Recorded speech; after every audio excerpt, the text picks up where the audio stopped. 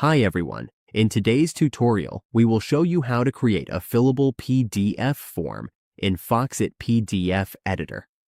This is a great way to turn regular documents into interactive forms that users can complete digitally.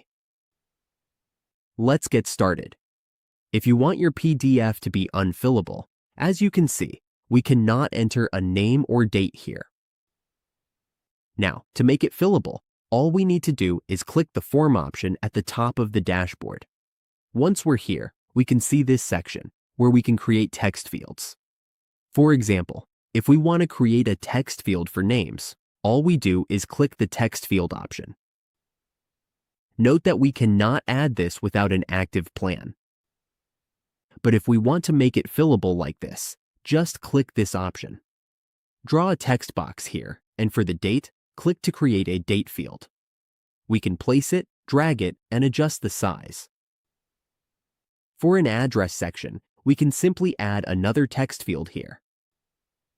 We can also add radio buttons, checkboxes, and drop-down menus. We can even create signature fields for our fillable forms. And that's how we create PDF forms in Foxit PDF Editor.